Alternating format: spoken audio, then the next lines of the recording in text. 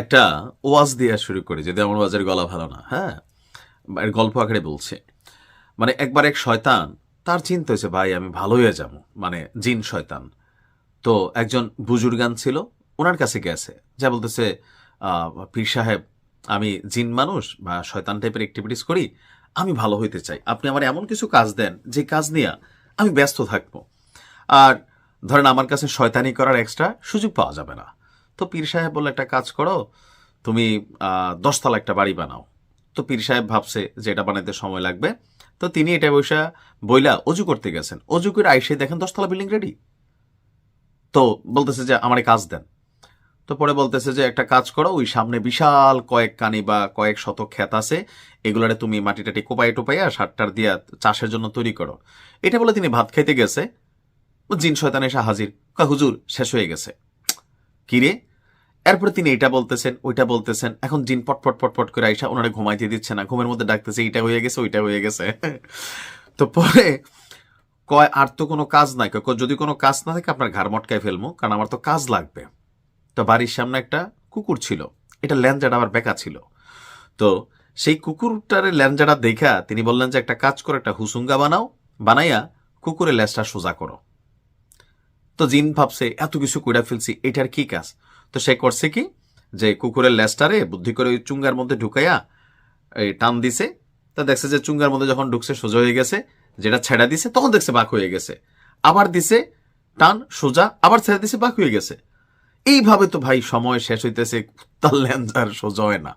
কয় বাপরে বাপ, এমন এক কাজ দিছে কেয়ামতের আগ পর্যন্ত এই কাজ মনে হয় আমার শেষ হবে না। কেন এই গল্পটা বললাম, মূল গল্প একটু পিছনে চলে গেল।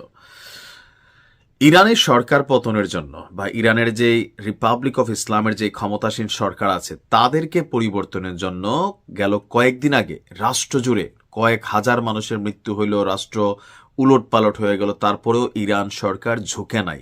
নানান ন্যারেটিভ, দেশ ছেড়া পালায় যাবে, মস্কো থেকে বিমান আসছে, সবকিছু করে ঝুঁকে নাই। তোমরা রাজপথে লড়াই করো, আমরা আসতেছি, সাহায্য আসতেছে বলে ট্রাম্প জনগণকে যেভাবে সামনে নিয়ে আসছিল, পরবর্তী সময় যখন দুই একটারে বালিশ ছাড়া শোয়াই দিল সরকার, পেছন থেকে সরে গেল। এই টোটাল প্রসেসিং এর মধ্যে যখন সফলতা পাচ্ছিল না, এই মুহূর্তে মধ্যপ্রাচ্যের আরব সাগরে মার্কিন নৌবহরগুলো অবস্থান করছে, আরেকটা নৌবহর আসার পথে। তো এর মাঝখানে ইরান তাদের হরমুজ প্রণালী, বিশ্বের খুবই গুরুত্বপূর্ণ এই হরমুজ প্রণালী, অর্থাৎ ইরানের যে সাগর অঞ্চল আছে এখান দিয়ে সারা পৃথিবীর যে শিপিং, তেলের শিপিংগুলা যায়, জাহাজগুলা যায়, এই হরমুজ প্রণালী ব্যবহার করতে হয়। এটা ব্যবহার করতে হয় কেন? কারণ হচ্ছে অনেকগুলা দেশ এই রোডটা শর্টকাট ওয়েতে ব্যবহার করলে তাদের খরচ কমে। এখানে একটা বিশাল ইস্যু হচ্ছে এটা, যে রাস্তাটা অনেক কমে যায়, সময় কমে যায়, অ্যাজ এ রেজাল্টে হরমুজ প্রণালী সবাই ব্যবহার করে। ইরান তাদের হরমুজ প্রণালীতে আকাশ সীমা বন্ধ করে দিচ্ছেন, এমনকি সেখানে তারা মহড়া চালাচ্ছেন, সমুদ্রের নিচে থাকা সুড়ঙ্গগুলোকে একের পর এক উন্মোচন করছেন, যেগুলো দেওয়া মিসাইল ছোড়া যাবে। এই পরিস্থিতি দেখে আমেরিকা আবার বলতেছে তারা সামরিক মহড়া চালাবে, কিন্তু সকল কিছুর পরে প্ল্যান বি অন্য কিছু। আসুন দেখি এই ঘটনার মধ্যে দিয়ে হঠাৎ কেন আমেরিকা তাদের সিদ্ধান্ত বদলাচ্ছে। হয়তো যে কোনো সময় পুট করে ঘটনা ঘটাবে, অথবা প্ল্যান বিতে হাঁটছে। এবার আমরা যদি দেখি যে পূর্ণাঙ্গ হামলা নয়, বড় কোনো অভিযান চালাবে না, সুপরিকল্পিত হামলায় ইরানের সরকার পতন ঘটাতে চায় যুক্তরাষ্ট্র। অর্থাৎ পুরো ইরানকে আক্রমণ করলে সারা দেশের মানুষ লড়াই করতে নামবে। এর মধ্যে বীরদের মধ্যে একটা দল, তারা কাফনের কাপড় পরে স্বেচ্ছায় শহীদ হতে আগ্রহী ফর্মে কিন্তু স্বাক্ষর করেছে। সারা পৃথিবীর যে কোনো জায়গা থেকে তারা মার্কিন যুক্তরাষ্ট্রের যে বিভিন্ন ইস্যু আছে সেগুলোতে তারা হাত দিবে, এটা কিন্তু বাস্তব। তো এটাতে কিছুটা টেনশনে আছে আমেরিকা। তো যার মাধ্যমে নতুন করে আরেকটা প্ল্যান চলতেছে, যে বিক্ষোভ উস্কে দিয়ে রেজিম চেঞ্জ যখন পতন হলো তখন নতুন ফন্দি আমেরিকার সরকারের। এর মধ্যে ইরানের নিরাপত্তা বাহিনী এবং শীর্ষ নেতাদের লক্ষ্য করে অভিযান চালানো হতে পারে। যেমনটা গেল বছর আপনার হয়েছিল, যে সামরিক, পারমাণবিক বিভিন্ন বড় পদে থাকা জেনারেল তাদের সবাইকে বালিশ ছাড়া শোয়াই দিছিল, ঠিক একই পরিকল্পনা এবারও আটা হচ্ছে। এবং যাতে দেশটির ভেতরে যে বিক্ষোভকারীরা ঘুমাই গেছে অথবা যাদের বিরুদ্ধে ইরানের সরকার অ্যাকশন নিয়েছে, অনেকে গ্রেপ্তার করছে, আটক করছে, অনেকে ইরান সাজা দিয়েছে, তো জনগণের মধ্যে এখনো এই যে ফুসে থাকা আগুনটা এটা কিন্তু রয়ে গেছে।